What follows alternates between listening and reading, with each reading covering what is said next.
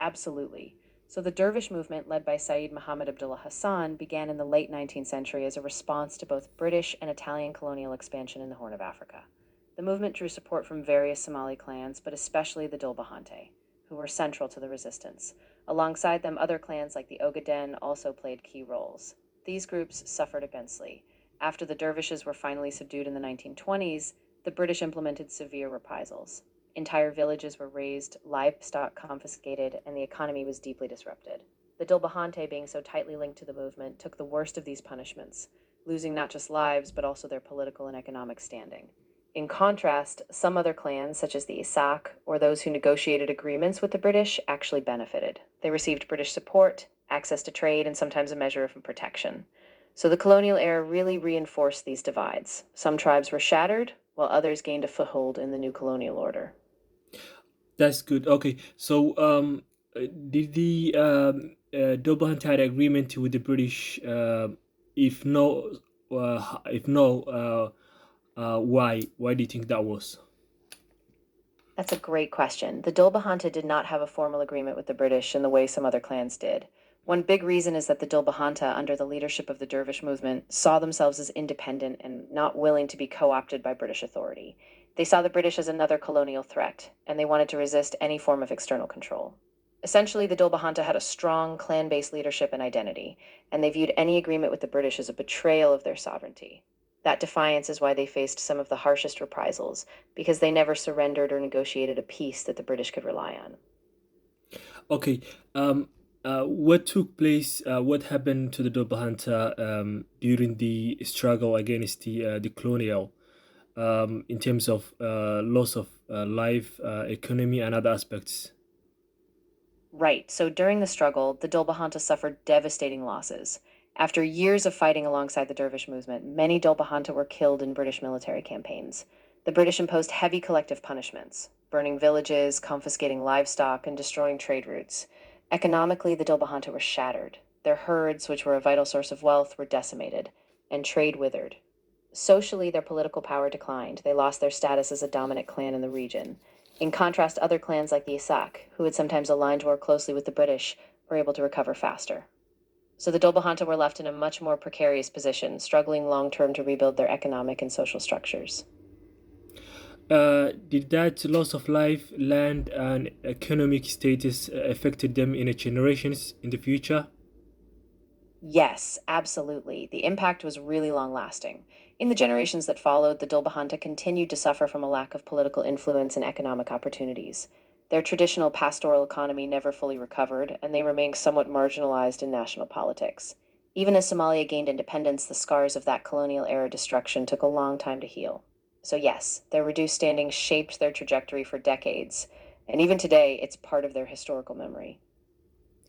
Um, what was the agreement that the Isaac had the British colony and the one that was agreed in 1884? Also, there was supplementary agreement that was only specific to the Isaac clans, followed 2 years after that in 1886. Do you want to elaborate that a little bit?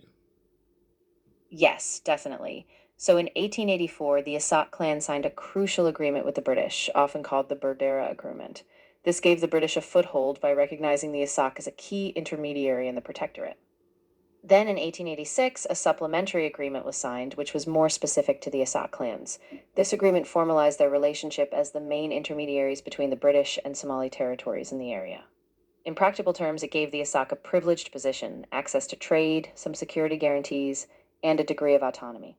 So that alignment with the British really helped the Asak build a more stable economic and political position, while other clans like the Dolbahante remained outside that system and suffered more. In the Office of War, wrote a book. The book was called, I believe, History and the Operations of Somaliland from 1901 to 1904. In that book, they talk about how the British confiscated livestock of each tribe of the Dhulbahante. Do you want to elaborate that? How that economically impacted them, and also at the defeat of dervishes in 1921, the Dhulbahante never truly accepted the colonial, and the occupation of the British, and they also suffered immensely in the retaliatory police operations from after the post the war. Exactly. So, in that period from 1901 to 1904, the British used their military and administrative power to confiscate large numbers of livestock from the dhulbahante. Since cattle and camels were the backbone of their economy, providing wealth, trade, and food security, this was a devastating blow. Economically, they were pushed into real poverty as their primary source of wealth was decimated.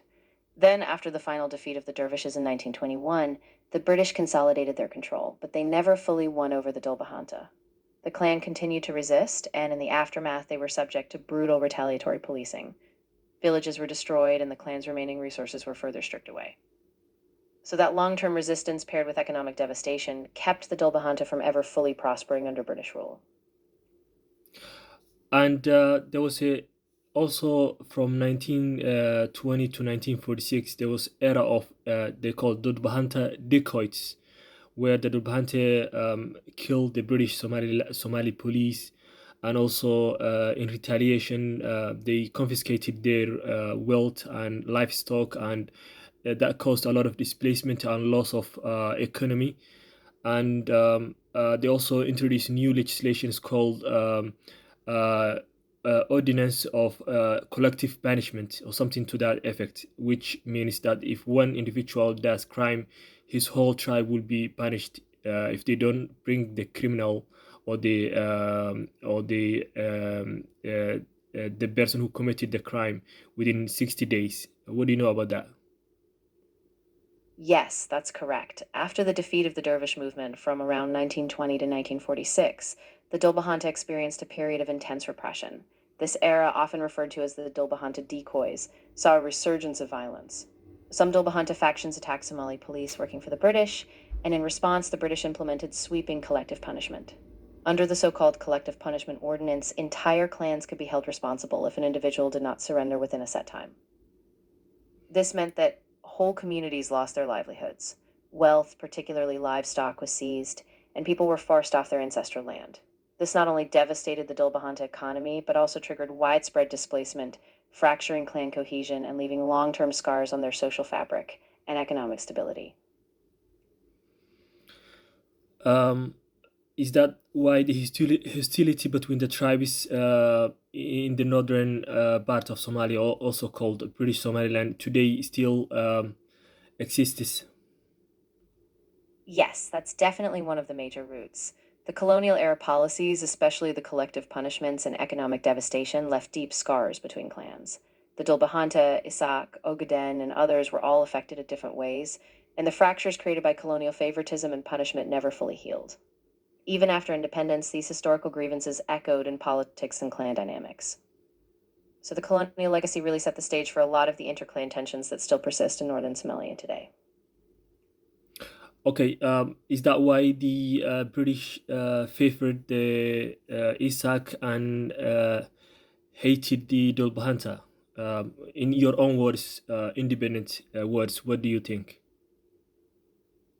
In my view, it really came down to strategic colonial calculation. The British saw the Asak as more accessible allies. They were politically centralized, had established trade routes, and were willing to negotiate. The Asak provided a kind of stability the British wanted. By contrast, the Dhulbahante were more resistant, more decentralized, and tied closely to the Dervish legacy. So the British, seeking to consolidate control with minimal friction, favored those who were more cooperative. Unfortunately, that favoritism left a lasting legacy of mistrust and inequality between the clans. Okay, what about the effect that happened to the Ogaden? If you compare the effect that it had on the Ogaden versus the Dolbahanta, which one do you think were safer in your own words? In my view, the Ogaden also suffered significantly, but their experience was a bit different. They were also involved in resistance, and they were heavily affected by British reprisals. Livestock was taken, and their mobility and trade routes were disrupted. However, the Ogaden were spread out over a larger area, and they were able to maintain some autonomy, especially in the 1920s and 30s, by aligning in certain ways with other powers like the Italians. In contrast, the Dhulbahante were more tightly centralized around the dervish leadership, so once they were broken, that was a sharper economic collapse for them.